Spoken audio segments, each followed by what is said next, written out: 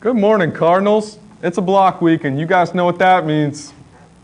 UDTV!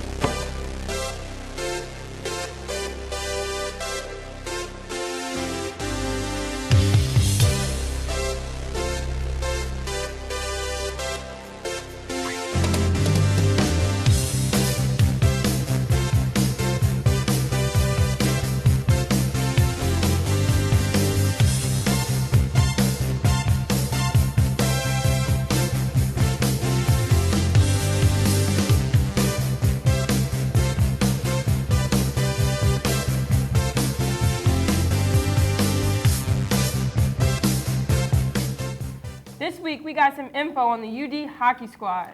Let's kick it over to Xavier to get the inside scoop.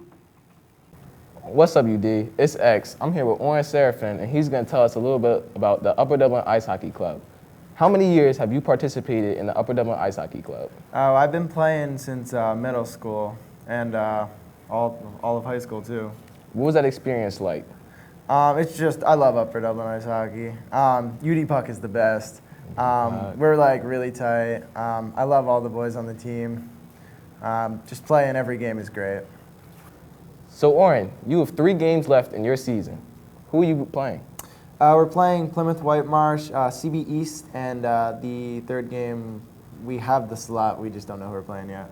Are those very anticipated games? Yeah, I think we can definitely win those games, but definitely show out, show some support for the boys. The student section was very light. Make sure you come support. Where do you typically play at? Winter Sport or Hatfield Ice? And Winter Sport is in Willow Grove? Yeah. All right. Thanks, Oren, for coming down and talking to me. Everybody, make sure to come out, support the team. Oren, any last words? Go UD Puck. Yeah, let's go UD Puck. All right, thanks. If you're a junior or a senior, you really better pay attention to this one. That's right, Tyler. I'll be bringing some breaking news that's important to all drivers.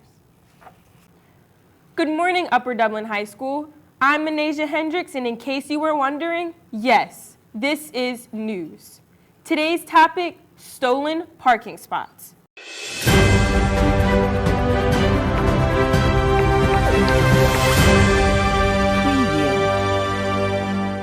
Upper Dublin students pay a total of $60 for their very own personal parking spot for the entire school year. However, despite strict regulations, a total of 2 parking spots have been stolen from current Upper Dublin students. The poached parking spots are located in the Performing Arts Center of the high school in the back of the lot. A witness who would like to remain unnamed says they saw the culprit park their car, get out, and continued on a sprint from the vehicle. This is despicable behavior for which there must be immediate consequences for. One victim says she mourns the loss of her spot and would do anything to parking her spot just one last time. Tyler Jacobson is over with security guard John to get more information on this ongoing investigation. I'm here with school security guard John. John, how do you feel about this topic? The topic of parking is important because everybody pays for parking, so they should have their own parking spot. And anything to suggest to the students who are getting their spot stolen? If someone's in your spot, I suggest you park in a visitor spot. The same unnamed witness describes the culprit as a teenage boy with sweatpants, sweatshirt, and running shoes on. The suspect also appears to be a junior or a senior here at the high school. If you see anyone that fits this description parked in the wrong spot, please contact the school authority and tell them. How will the school district deal with this parking pandemic? Detention, suspension, expulsion? Hopefully we won't have to find out if you guys just stop parking in people's spots. Yes, this is news. Please tell me Dom is hitting the streets this week. You're in luck, Manasia. This week, Dom's kicking it old school with some burgers and fries. Yes! Hey UD, welcome back to Hitting the Streets. As always, I'm your host, Dom Perry. In this edition of Hitting the Streets, we are back in Ambler at Old School Burgers, a classic burger joint that's been flipping burgers since last December. Let's go check it out.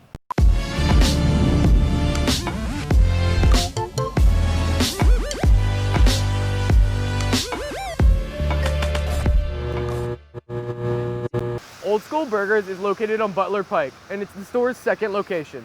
The store is known for their classic style burgers, dogs, and shakes. I talked with Mike Spaghetti to get the breakdown. Mark, thank you for joining us. Sure. So how long have you owned Old School Burgers? Our first location opened in 2016, so that gives us 3.5 years there, and we are just a couple months in here. And what made you guys want to open this store? This particular store, well, expansion and wanting to grow ourselves and the brand. Ambler's a great area. We knew that coming in. I have kids that play sports. We do a lot of travel programs, and we've been around this area. Obviously, good people in a nice neighborhood-type community. Just seemed like a good opportunity.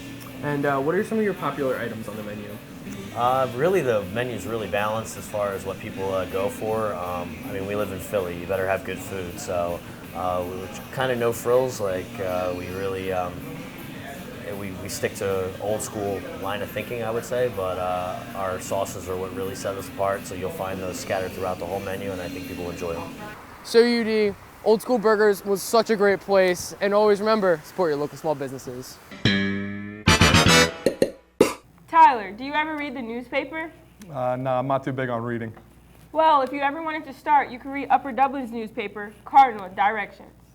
What's up, UD? It's Selena and Grace, and we're going to talk to you about something many of you probably don't know about. It's our school newsletter, also known as Cardinal Directions. Here, tons of students can submit entries to be shown in the newsletter that will be available to the whole school.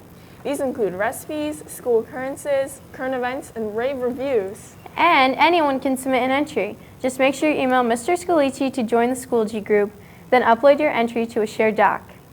Keep a lookout for updates on the next meeting on the morning announcements. You can also check out the Cardinal Directions showcase outside the forum room.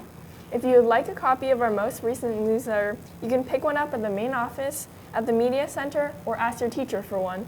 There are also copies available outside the forum room. Make sure to check it out. So Manisha, how did you spend your President's Day? I made a cake with 45 candles, one for each president. Nice. Well, Jeremy Pollock's still in the holiday spirit, and he's asking some kids some president trivia around UD.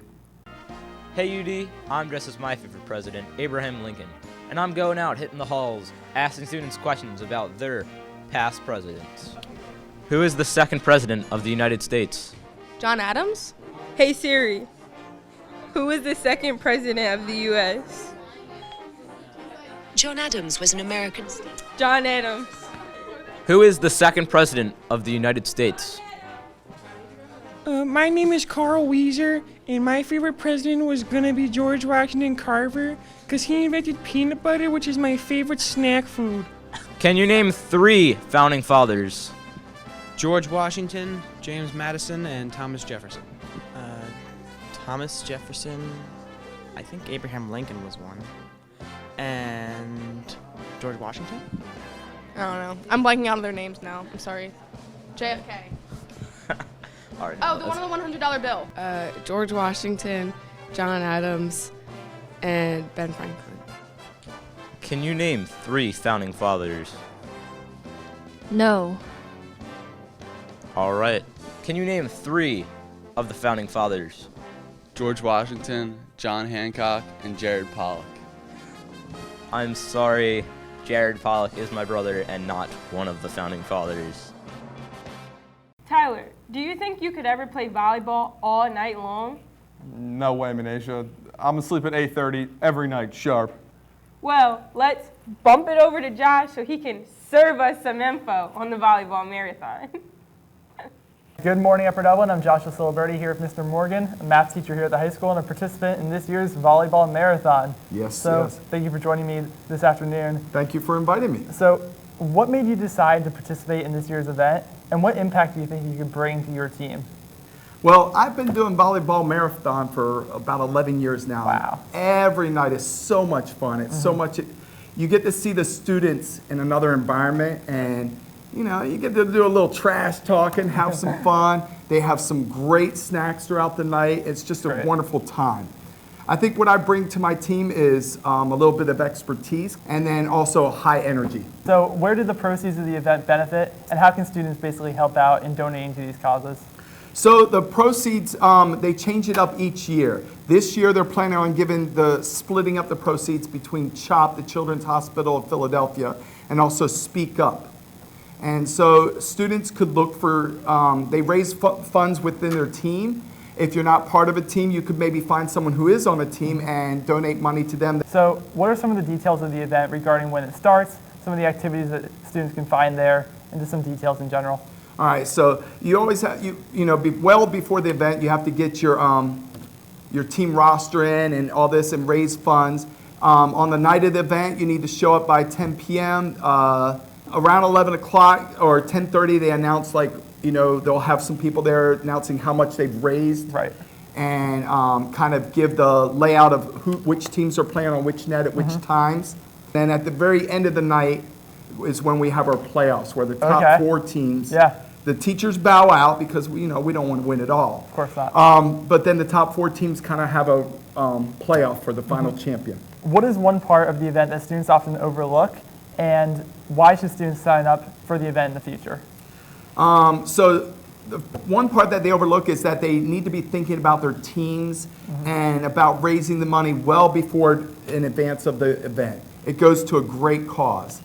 And then as far as why they should participate, they're just going to have such a great time. Awesome. Well, thanks so much for joining me this afternoon. All right, thank you. Thank you. Tyler, what a great episode we had today. It really was, Benasia, but that's all from us today at UDTV.